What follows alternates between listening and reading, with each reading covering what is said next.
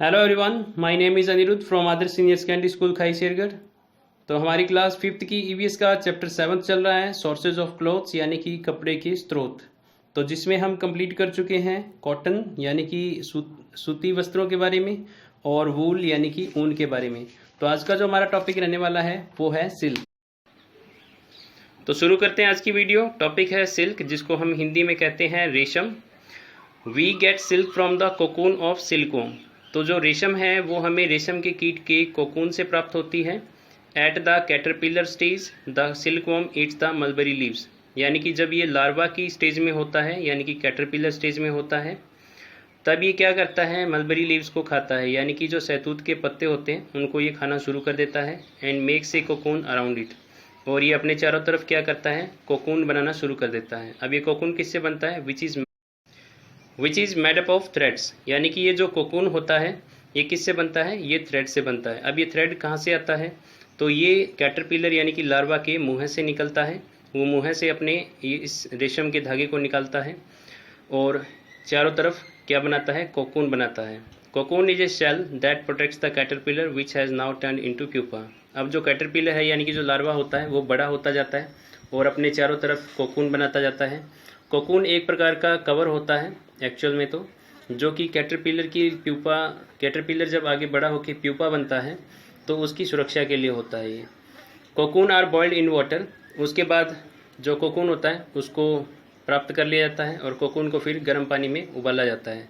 The silk fibre is extracted from the cocoon. फिर ये जो रेशम का जो फाइबर होता है यानी कि जो रेशम का रेशा होता है उसको कोकून से अलग कर लिया जाता है। स्पन इनटू थ्रेड्स, फिर इससे धागे बनाए जाते हैं। And then woven to make silk clothes. और उसके बाद इससे अलग अलग तरह के वस्त्र बनाए जाते हैं। तो जैसे कि आप डायग्राम के अंदर देख सकते हो, तो पहला डायग्राम जो है वो आपको ये शो करता है कि जो कैटरपिलर है वो मलबेरी लीव्स को खा रहा है, यानी कि जो शहतूत का पत्ता होता है उसको खाता हुआ दिखाई दे रहा है। उसके बाद दूसरा जो डायग्राम है वो दिखाया गया है कोकून का, जिसमें कि अंदर की तरफ कैटरपिलर होता है और बाहर की तरफ वो अपने कोकून बनाता रहता है।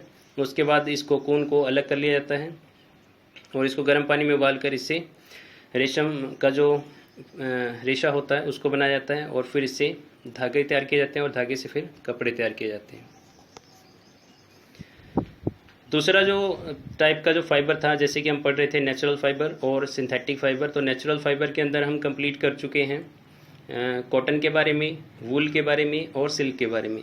अब जो हमारा नेक्स्ट टॉपिक है वो है सिंथेटिक फाइबर यानी कि संश्लेषित रेशा। Nylon, polyester and rayon are some of the example of synthetic fibre.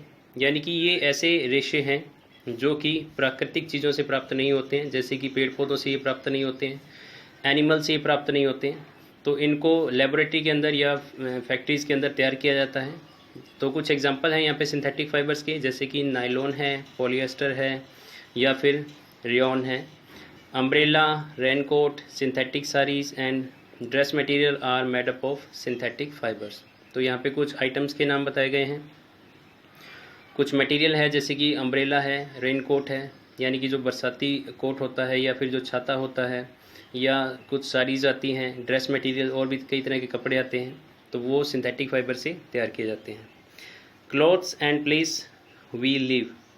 यानी कि अब कपड़े किस जगह पे किस तरह के पहने जाते हैं उनके बारे में हम थोड़ा पढ़ लेते हैं। We wear clothes depending on the place where we live.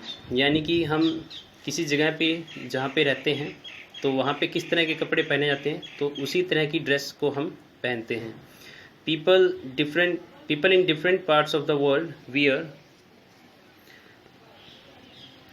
Different types of clothes. यानी कि दुनिया में अलग अलग जगहों पे रहने वाले लोग अलग अलग तरह के कपड़े पहनते हैं। People living in cold places generally wear dark coloured warm clothes. यानी कि वो लोग जो बहुत ही ठंडे एरिया के अंदर रहते हैं, यानी कि जहाँ पे हमेशा ठंड बनी रहती है, कोल्ड प्लेसेस, तो वहाँ पर लोग ज़्यादातर क्या करते हैं, गर्म कपड़े पहनते हैं। People living in hot places generally wear light coloured cotton clothes which makes them feel cool. तो ऐसे स्थान या ऐसी जगह जहाँ पे गर्मी होती है तो वहाँ पे रहने वाले जो लोग होते हैं वो हल्के रंग के कपड़े पहनते हैं और ज़्यादातर वो सूती वस्त्र ही पहनते हैं, जिससे कि उनको ठंडक महसूस होती रहे।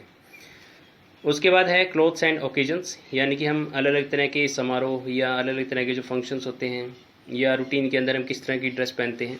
We wear different clothes on various occasions, तो अलग अलग जो समारोह होते हैं या फंक्शन होते हैं तो उनके ऊपर हम अलग अलग तरह के कपड़े पहनते हैं। We wear colourful traditional dress on weddings and festivals, यानी कि जब त्यौहार होता है, शादी होती है, तब हम बहुत ही कलरफुल ड्रेस पहनते हैं।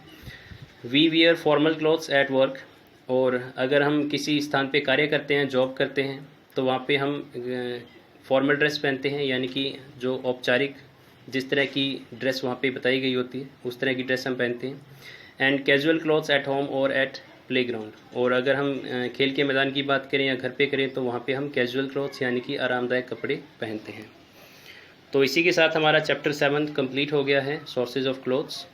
तो आज के लिए बस इतना ही। Thank you.